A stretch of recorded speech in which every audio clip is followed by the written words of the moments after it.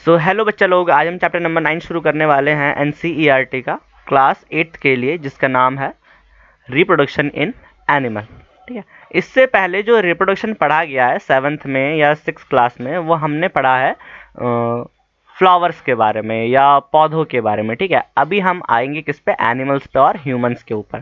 ठीक है, तो सबसे पहला क्वेश्चन यही होता है कि जो रिप्रोडक्शन है वो है क्या चीज़ भाई, क्या ऐसी कौन सी उड़ती हुई चिड़िया का नाम है रिप्रोडक्शन।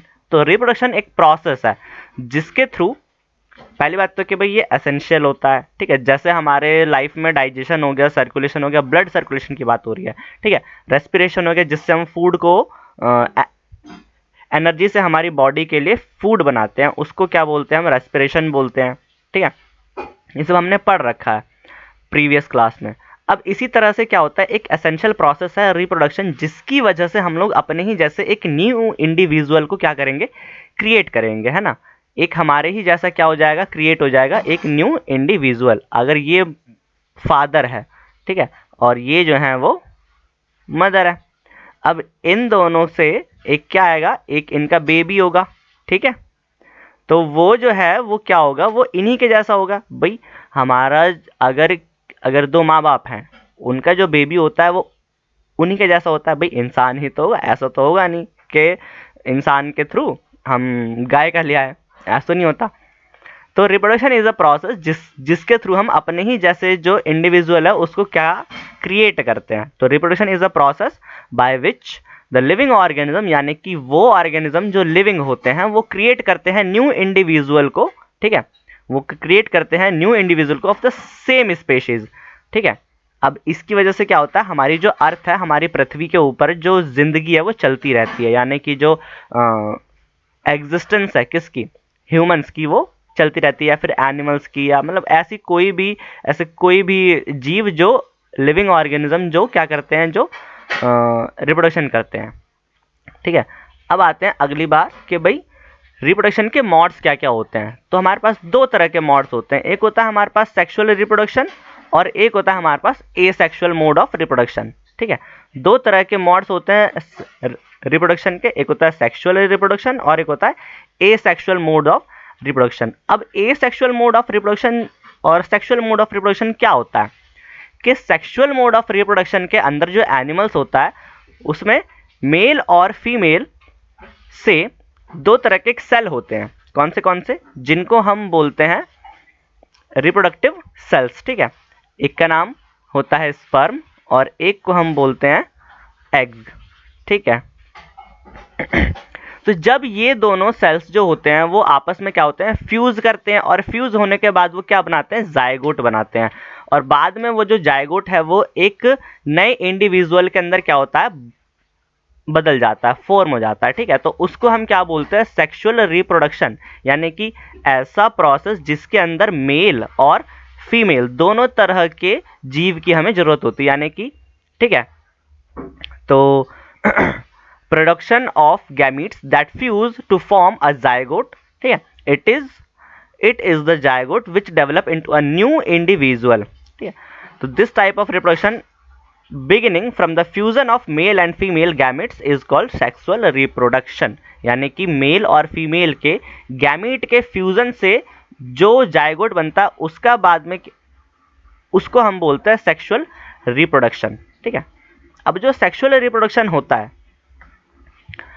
उसके अंदर कई सारी चीजें होती है भाई। सेक्सुअल रिप्रोडक्शन के अंदर हमारे पास मेल फीमेल पार्ट के दोनों रिप्रोडक्टिव पार्ट हमें पढ़ने पड़ेंगे। तो सबसे पहले हम पढ़ेंगे मेल रिप्रोडक्टिव पार्ट। तो मेल रिप्रोडक्टिव पार्ट के अंदर क्या आता है कि इसके अंदर होगा, मेल रिप्रोडक्टिव पार्ट के अंदर एक पेयर ऑफ टेस्टीज, यानी कि ये जो दोनों पार्ट हैं इनको हम क्या बोलते हैं, टेस्टीज बोलते हैं। ठीक है, क्या बोलते हैं, टेस्टीज।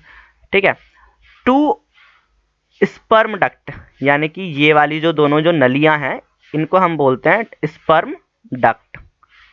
ठीक है, एंड अ पीनस, ये वाला पार्ट जो है इसको हम बोलते हैं क्या, पीनस। द टेस्टीज, यानी कि जो टेस्टीज होती है वो स्पर्म को प्रोड्यूस करती है। ठीक है, जो टेस्टीज होती है वो स्पर्म को क्या करता है, प्रोड्यूस करता है, यानी कि प्रोडक्शन ऑफ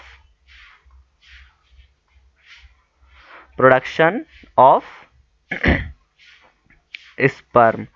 अब ये जो स्पर्म है ना, ये जो स्पर्म है, ये जो स्पर्म डक्ट है, ये जो डक्ट है ना, इस डक्ट के थ्रू जो है वो पीनस तक पहुंचता है और पीनस जो होता है वो उसको बाहर निकाल देता है।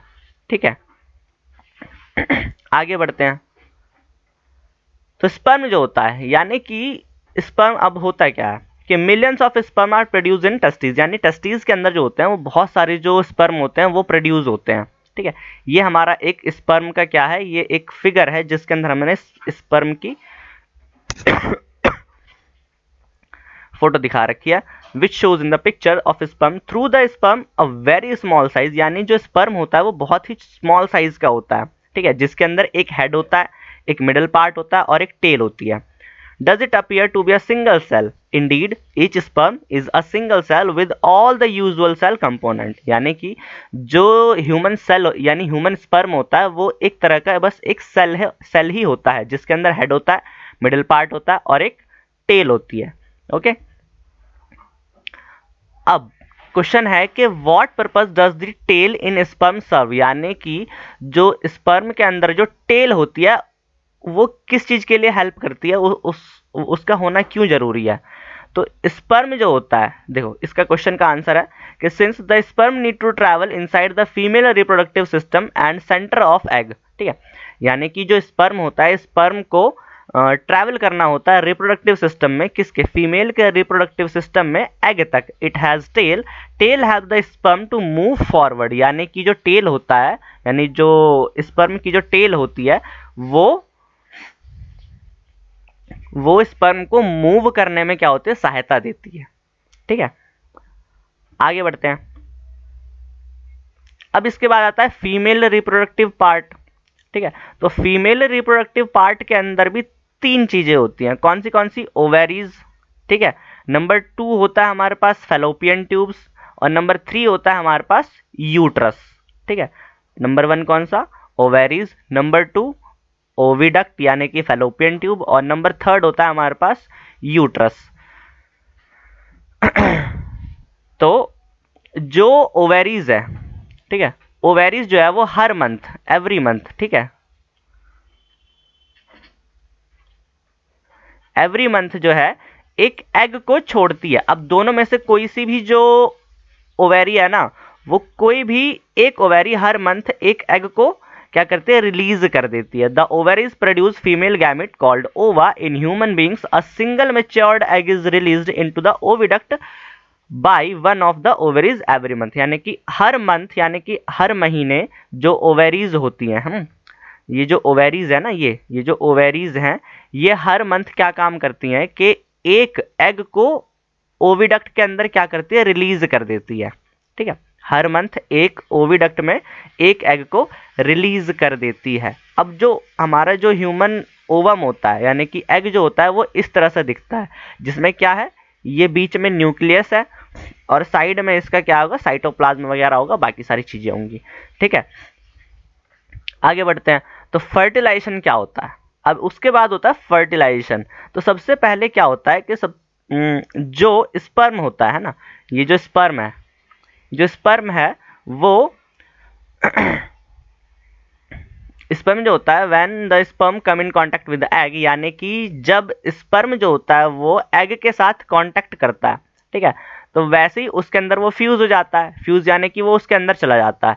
अब उसके बाद एग और स्पर्म का फ्यूजन होता है, तो इसी फ्यूजन को, यानी कि एग और स्पर्म के फ्यूजन को क्या बोलते हैं, फर्टिलाइजेशन बोला जाता है। अब इसके बाद यानी फर्टिलाइजेशन के बाद, यानी कि अब ये दोनों मिल गए, मिलने के बाद क्या होगा, जायगोट का फॉर्मेशन होगा। अब जायगोट का फॉर्मेशन क्या कहलाता है, जायगोट का फॉर्मेशन होता है भाई, हमारे जो स्पर्म होता है, ठीक है, स्पर्म के अंदर यहाँ पे न्यूक्लियस है और ओवम के अंदर यहाँ पे न्यूक्लियस है। जब इन दोनों का न्यूक्लियस आपस में क्या होता है, फ्यूज करता है ना, जब इन दोनों का न्यूक्लियस आपस में फ्यूज करेगा, वहां पे क्या हो रहा है कि सिर्फ और सिर्फ एग और स्पर्म जो हो रहे हैं वो फ्यूज हो रहे हैं। लेकिन यहाँ पे क्या होगा कि जब जब दोनों के न्यूक्लियस को जब हम फ्यूज करवाते हैं, तब हम उसको क्या बोलते हैं, जायगोट बोल देते हैं। ठीक है, अब यही जो जायगोट है, अब ये जो अच्छा, इसके बाद क्वेश्चन आता है कि you look like your parents, यानी कि हम लोग जो हैं वो अपने माता पिता में से किसी एक की तरह दिखते हैं। तो जब ये वाला जो फर्टिलाइजेशन वाला जो प्रोसेस है, जब ये हो रहा होता है ना, तो क्या होता है कि जब यानी जो स्पर्म है और जो एग है, जब ये दोनों आपस में मिलते हैं तो कुछ जो कैरेक्टर होते हैं ना, वो मदर फादर के इधर से उधर जाते हैं और उधर से इधर आते हैं, यानी कि दोनों के दोनों जो हैं, इसके कुछ कैरेक्टर यहाँ पे जाएंगे और इसमें कुछ कुछ कैरेक्टर पहले से हैं, है ना। तो इन दोनों में से कुछ जो कैरेक्टर हैं वो नए वाले जो इंडिविजुअल है, यानी कि नया जो बेबी जो आएगा, उसके अंदर क्या क्या होता है कि इनहेरिट हो जाते हैं, ठीक है। अब अगर हम देखें तो हमारे में से किसी दोनों में से मम्मी से या पापा से, दोनों से हमारा क्या होता है कि फेस, यानी कि फेस हो गया या चेहरा हो गया या आवाज़ हो गई, किस तरह से मैच कर रही होती है, ठीक है। तो इन्हीं चीज़ों का, इन कैरेक्टर्स का जाना, ठीक है, ये कैरेक्टर जो है वो हमारे एक मदर से, और मतलब कुछ भी हो, एक नहीं बहुत सारे, कुछ कुछ मदर से कुछ फादर से, वो जो हैं वो एक नए बेबी में जब जाते हैं तो इससे क्या होता है कि इसको हम बोलते हैं इनहेरिटेशन। इनहेरिटेशन, ठीक है। आगे बढ़ते हैं। अब इसके बाद आता है इंटरनल फर्टिलाइजेशन, ठीक है। तो इंटरनल फर्टिलाइजेशन क्या होता है?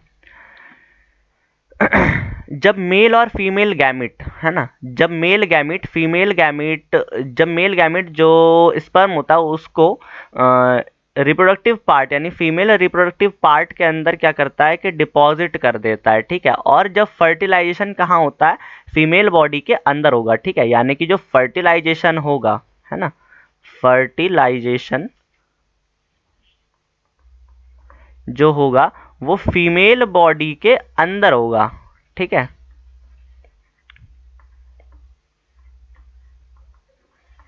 वो फीमेल बॉडी के अंदर होगा। तो ऐसे प्रोसेस, यानी कि जहां पर जो फर्टिलाइजेशन है वो कहां पर हो?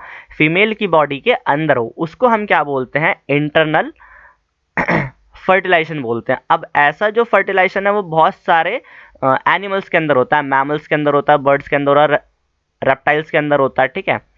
और उसके बाद क्या होता है कि जाइगोट की फॉर्मेशन होती है, कहां पर? बॉडी के अंदर ही, ठीक है। आगे बढ़ते हैं। आगे हमारे पास है एक्सटर्नल फर्टिलाइजेशन। तो एक्सटर्नल फर्टिलाइजेशन क्या होता है? उसका ठीक उल्टा होता है भाई। एक्सटर्नल फर्टिलाइजेशन के अंदर क्या होता है कि जैसे हमारे पास किसी भी तरह का एक कोई जैसे जैसे फ्रॉग हो गया, तो फ्रॉग्स क्या काम करते हैं कि जो फीमेल एग, सॉरी, जो फीमेल फ्रॉग होती है वो अपने जो एग्स होते हैं ना, वो बहुत सारे एग्स को बाहर, यानी कि तालाब या मतलब पॉन्ड के अंदर क्या क्या करती है? रिलीज कर देती है। उसके बाद जो मेल फ्रॉग होता है वो आ करके अपना जो स्पर्म होता है वो उसके ऊपर रिलीज कर देता है। उसके बाद वहां पर जाकर के क्या होता है कि फर्टिलाइजेशन होगा, कहां पर? सराउंडिंग, यानी कि वाटर के बीच में वहां पे फर्टिलाइजेशन हो जाता है। अब ऐसा फर्टिलाइजेशन जो कि फीमेल बॉडी के बाहर हो, ठीक है, ऐसा फर्टिलाइजेशन जो कि फीमेल की बॉडी के बाहर हो, तो इसको हम क्या बोलते हैं? इसको हम बोलते हैं एक्सटर्नल फर्टिलाइजेशन, जैसे कि फ्रॉग्स में होता है, ठीक है, कुछ मछलियों में भी होता है, कुछ फिशेज में भी होता है, ठीक है। तो ऐसा फर्टिलाइजेशन जो कि बॉडी के बाहर होता है तो उसको हम बोलते हैं एक्सटर्नल फर्टिलाइजेशन। आगे बढ़ते हैं। आगे आता है हमारे पास डेवलपमेंट ऑफ एम्ब्रायो। अब हमने फर्टिलाइजेशन के बारे में पढ़ लिया, ठीक है। तो भाई फर्टिलाइजेशन क्या होता है कि फीमेल और मेल गैमीट को जब हम आपस में फ्यूज करवाते हैं तो वहां से हमें क्या मिलता है? एक जायगोट बनता है, ठीक है। तो अब यहाँ पे होता है डेवलपमेंट ऑफ एम्ब्रायो, ठीक है। तो यहाँ पे दिखा रखा है कि जायगोट फॉर्मेशन, ठीक है। तो सबसे पहले क्या हुआ? ओवेरीज ने एग्स को रिलीज करा, ठीक है। एग्स को रिलीज करने के बाद क्या आया? वहां पर अटैक करा किसने? स्पर्म ने, जो कि मेल ने छोड़ा था, ठीक है। जब ये दोनों आपस में क्या क्या क्या हो गए? फ्यूज हो गए, ठीक है। जब ये दोनों आपस में क्या हो गए? फ्यूज हो गए, तो उसको, उस पोजीशन को हमने क्या बोला? फर्टिलाइजेशन बोला, ठीक है। अब इसके बाद जो फर्टिलाइजेशन के बाद क्या होता है कि जो मेल वाला गैमीट है और फीमेल वाला जो गैमीट है उसके जो न्यूक्लियस होते हैं वो आपस में मिलते हैं, तो उससे क्या बनता है, जायगोट बनता है। अब जायगोट के बाद क्या होगा, है ना, अब यहाँ पे जायगोट तो बन गया, अब जायगोट के बाद होता है सेल डिवीजन। ठीक है, क्या होता है, सेल का डिवीजन, यानी जो जायगोट जो फॉर्म हुआ है, बाद में वो क्या करेगा, वो सेल्स का डिवीजन करेगा। सेल डिवीजन करने के बाद कुछ कुछ दिनों बाद एक सेल बॉल बनती है। ठीक है, यानी कि जब सेल, बहुत सारी जब सेल हो जाती हैं एक एक ही उसके अंदर, यानी जायगोट के अंदर जब बहुत सारी सेल हो जाती है, तो इसको हम बोलते हैं सेल बॉल बोलते हैं। ठीक है, बाद में वो कुछ दिनों बाद जाकर के क्या होता है कि जो यूट्रस होती है ना, यूट्रस की दीवार के अंदर जाके धंस जाता है। तो जब तक, है ना, यहाँ पे लिखा हुआ है कि एम्बेडिंग एम्ब्रायो। ठीक है, तो तो जो सेल बॉल होती है, यानी जो सेल बॉल है वो क्या, वो यूट्रस की दीवार के अंदर एम्बेड हो जाती है, यानी कि एम्बेडिंग हो जाती है। ठीक है, तब जा करके एक, तब हम उसको क्या बोलते हैं, एम्ब्रायो का डेवलपमेंट बोलते हैं। ठीक है, अब इसके बाद क्या होता है, अब इसके बाद, है ना, अब इसके बाद जो वो जो एम्ब्रायो है ना, ये जो एम्ब्रायो है ये फर्दर क्या करता है, ये फर्दर डेवलपमेंट होना शुरू करता है। और कुछ दिनों बाद, उसके बाद जब ऐसी पोजीशन आ जाती है कि वहां पर हैंड्स, लेग्स, आईज, ईयर्स, ये सब वगैरह जब आ जाते हैं, तो इस वाली पोजीशन को हम बोलते हैं फ्यूटस। ठीक है, तो foetus in uterus, parts such as hands, legs, head, eyes, ears and etc. The stage of embryo in which the all body parts can be identified is called fetus। यानी कि embryo के अंदर जब हर तरह की बॉडी पार्ट्स को हम identify कर पाते हैं, तो उस पोजीशन को हम बोलते हैं foetus. When the development of foetus is complete, the mother give birth to the baby. यानी कि जब डेवलपमेंट, यानी कि जायगोट की पूरी तरह से जब डेवलपमेंट हो जाती है, तो उसके बाद जो मदर है वो बेबी को बर्थ कर देती है, यानी कि बेबी जो है वो, मतलब जो मदर है वो गिव कर देती है बर्थ टू द बेबी। आगे बढ़ते हैं, आगे कह रहा है कि टाइप्स ऑफ एनिमल। तो हमारे पास दो तरह के एनिमल होता है, एक होता है विविपोरस और एक होता है ओविपोरस। तो विविपोरस ऐसे ऐसे एनिमल होते हैं जो डायरेक्ट एक बेबी को जन्म देते हैं। ठीक है, और ओविपोरस उन जानवरों को बोला जाता है जो कि अंडे देते हैं। ठीक है, the animals which give birth to the young ones. यहाँ से जो यंग वंस है, यंग वंस का मीनिंग होता है कि जब वो बच्चे को बर्थ करेगी, तो उसको हम क्या बोलेंगे, विविपोरस एनिमल। और जब कोई एनिमल जो अंडे लेज करते हैं, यानी कि अंडे देते हैं, तो उसको हम बोलते हैं ओविपोरस एनिमल। ठीक है, अब इसके बाद आता है कि मेटामॉर्फोसिस क्या होता है। ठीक है, मेटामॉर्फोसिस होता है कि हम लोगों ने देखा है कि you have seen the beautiful moth emerging out of the cocoon. यानी कि हमने देखा है कि जो बटरफ्लाई है वो कोकून में से निकल रही होती है। In the case of tadpole, यानी कि जो मेंढक, यानी कि फ्रॉग्स के केस में होता है कि जो टैडपोल होता है वो ट्रांसफॉर्म हो जाता है एक पूरे फ्रॉग के अंदर, यानी टैडपोल जो है वो पूरे फ्रॉग के अंदर केपेबल हो जाता है और जंपिंग एंड स्विमिंग ये सब करने लग जाता है। The transformation of the larva, ठीक है, जो लार्वा होता है उसका ट्रांसफॉर्मेशन इनटू द एडल्ट, है ना, उनका transformation into the adult through the drastic changes. ठीक है, ड्रास्टिक चेंज या कंडीशन, तो उसको हम बोलते हैं मेटामॉर्फोसिस। तो सिंपल सी बात है कि भाई लार्वा का, है ना, लार्वा का एडल्ट में चेंज होना ही क्या कहलाता है, लार्वा का एडल्ट के अंदर चेंज होना ही क्या कहलाता है, मेटामॉर्फोसिस कहलाता है। ठीक है, अब इसके बाद आते हैं एसेक्सुअल मोड ऑफ रिप्रोडक्शन के अंदर। ठीक है, तो एसेक्सुअल मोड ऑफ रिप्रोडक्शन क्या होता है कि भाई ऐसा रिप्रोडक्शन जिसके अंदर सेक्स सेल का इस्तेमाल ही ना हो, है ना, ऐसा रिप्रोडक्शन जिसके अंदर सेक्स सेल का इस्तेमाल ही ना हो और ना ही फर्टिलाइजेशन हो। इसके अंदर क्या होता है, जो हमारे पास ऑर्गेनिज्म होता है ना, जो भी हमारे पास क्या है, ऑर्गेनिज्म है, वो सेक्स सेल का इस्तेमाल नहीं करता। ठीक है, सेक्स सेल यानी कि स्पर्म हो गया, ठीक है, और एग हो गया, इनका जो है इस्तेमाल नहीं होता है।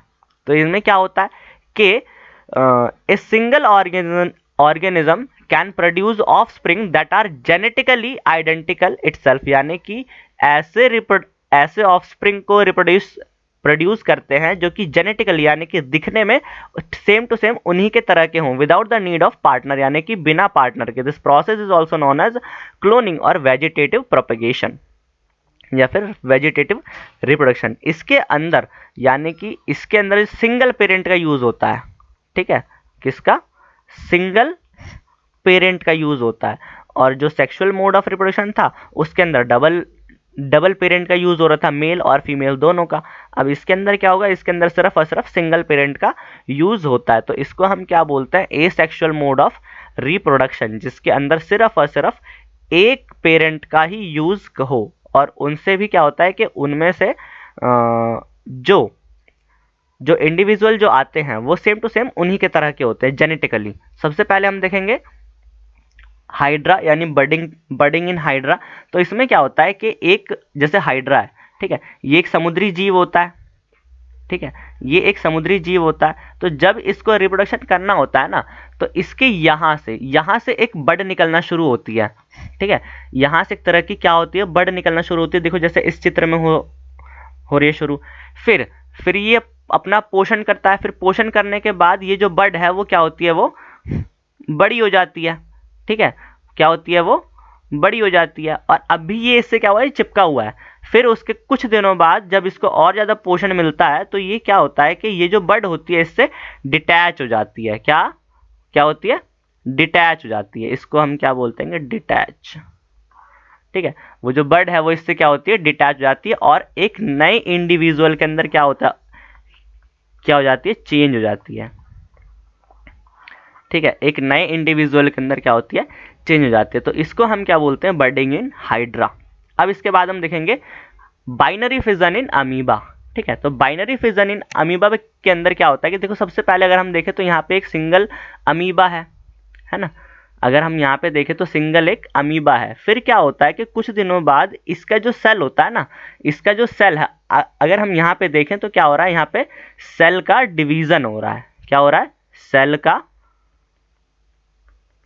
डिवीजन हो रहा है। तो यहाँ पे क्या होता है, सेल का डिवीजन होता है। और अगर सेल का डिवीजन होता है तो फिर इनके शरीर का भी डिवीजन होता है, ठीक है। यानी कि इनकी जो बॉडी होती है वो अपने दो पार्ट के अंदर क्या हो जाती है, वो ब्रेक हो जाती है, ठीक है। बॉडी का ब्रेक होना किसके अंदर, दो पार्ट के अंदर। भाई अगर सेल दो पार्ट में डिवाइड हो रहा है तो बॉडी भी दो पार्ट में डिवाइड हो जाएगी। उसके बाद अब ये जो दोनों की दोनों जो हुई हैं, अब ये वापस से क्या होंगी, डेवलप हो जाएंगी और एक पूरे अमीबा के अंदर चेंज हो जाएगी। तो इसको हम क्या बोलते हैं, बाइनरी फिजन इन अमीबा। तो अमीबा के अंदर कौन सा फिजन होता है, बाइनरी फिजन होता है, ठीक है। तो यहीं तक था ये चैप्टर, ठीक है, और ऑल द बेस्ट।